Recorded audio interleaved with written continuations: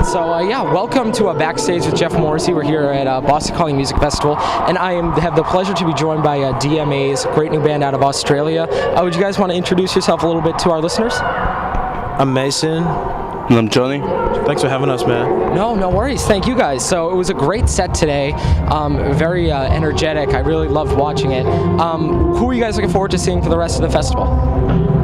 I guess we're going to see Ron the Jewels later on. My Morning Jacket as well. I've never seen them live before, you know. Tommy's a big fan. I think the Pixies are playing tomorrow. Should be fucking sick.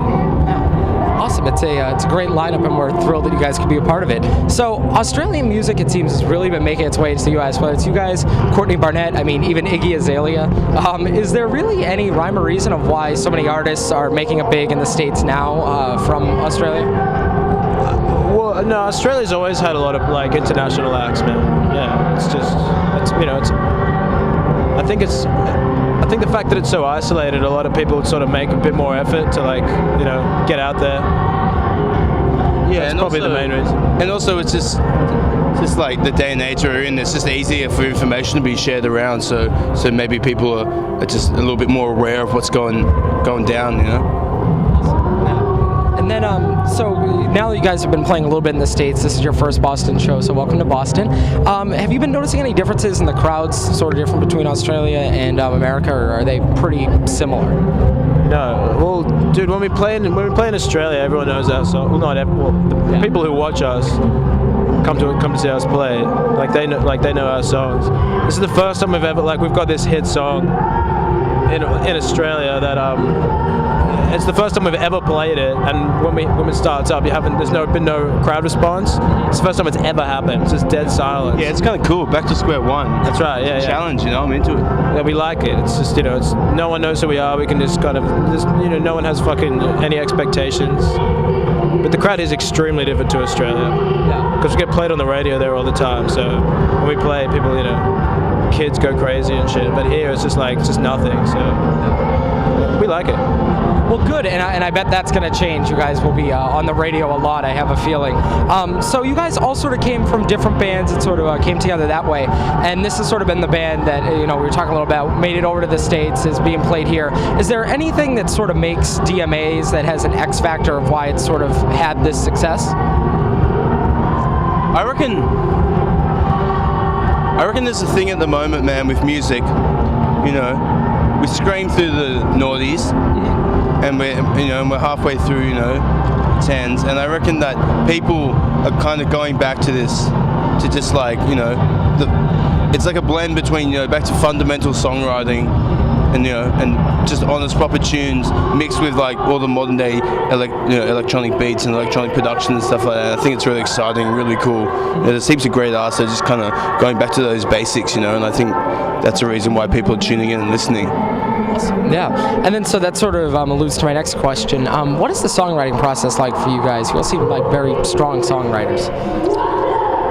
Well, I guess Tommy's always coming up with ideas and doing memos on his phone. Mm-hmm. Johnny and I sit down with guitars and spend a bit more time just writing structures and stuff. So it'll either be Tommy will have an idea that he'll bring and show us on his iPhone, or Johnny or I will sort of have a song. We'll play on acoustic guitar and we finish them off together. Yeah, it's usually we'll all have a part and then we'll just sort of splice them together. So it's definitely it's definitely a cooperative process. And I think a big thing for us as well is the fact that when we write tunes for the first time, pretty much the first thing we do is record them, and so we can hear them back, and you can sit there and chop it up, and it's just really easy to manipulate the tune. You can work out it, you can kind of listen to it a bit subjectively and just go, that's good or that's guts. Yeah. And then so sort of you guys, as I said, great songwriters yourselves. If you could steal one song from any artist or any generation, sort of make it your own, what song would you pick? I'd say Number 9 Dream by John Lennon. It's one of my favorite songs of all time, and it's amazing. I was going to say the same tune. There you go, yeah. all time. See, I find this funny because every time I ask a band this question, I did it with another band, and they both had the same exact response as well. Number 9 Dream. No, not Number 9 Dream, but they both wanted to, I think, cover the same Queen song and take it as their own. So, yeah, it's pretty funny. I think it might have been, one of them was like any song by Queen, and I think another one picked Somebody to Love. I know another one, actually. Buckets of Rain by Bob Dylan. That's a beautiful tune. One of my favorites. Awesome. Yeah, I mean, that's two great choices, John Lennon, Bob Dylan. Doesn't get much better than that. So what is something that you wish, I mean, you guys have done so many interviews at this point with the new EP. What is something that you wish an interviewer would ask you about and that you want to talk more about in these interviews? That question? Like maybe. Yeah, sure. Yeah, exactly what you just said. Probably like, no one really asked us about how, like we record everything ourselves, so it's like no one asks us about our production and like what methods that we use and what methods that we like to use, things like that. More just about how we work in the studio.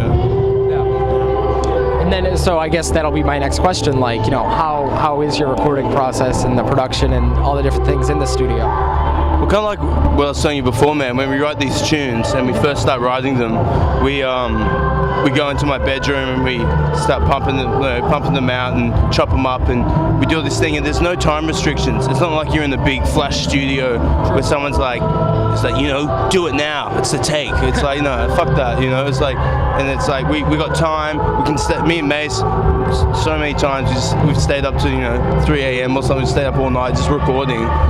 And then the cool thing about that is that we can use that stuff, and we did use that stuff. We just finished tracking our debut album, and we've used little parts of all these demos which you could never recreate.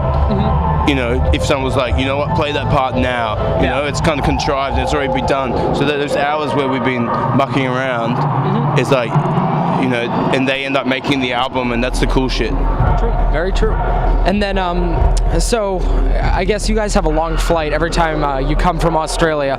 On that long flight, if you could have one person to sit next to, who would you pick to share the flight with? I guess each other, man. Like we like sitting next to each other on the flight. You know? Yeah, I wish Tommy. It's better than sitting next to someone you don't know.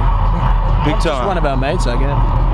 That's it, man. It's like, also like Tommy and our manager weren't on our flight because of some booking reason. I would have loved Tommy to be on the flight because he's one of the best, you know. I've got fucking heroes that I like to sit next to, but like at the end of the day, like you'd chat for like an hour, and then after that it'd probably be a bit awkward. Yeah, big time. Very true. So this is sort of a segment on our show dedicated to new music. Who has your ear right now? Who are you guys listening to? Well, I guess, you know, like, dude, we're about to go to Montreal on Monday, and dude, there's so many acts out of Canada's killing it at the moment. So many of my favorite bands right now. We had the privilege of seeing Tame Impala last night. Oh, yeah, it's been a couple of years since we've seen them. Never seen them internationally, so that was cool. And for me, just like anything out of Canada right now is very tight. Yeah, we've been flogging that Tobias Jesso Jr. album, Tops, and Always and shit. Alex like that. Calder and Mac DeMarco, very cool. Awesome. Well, thank you guys so much for taking the time with us, and have a great festival. Cheers, man. Thanks for having us.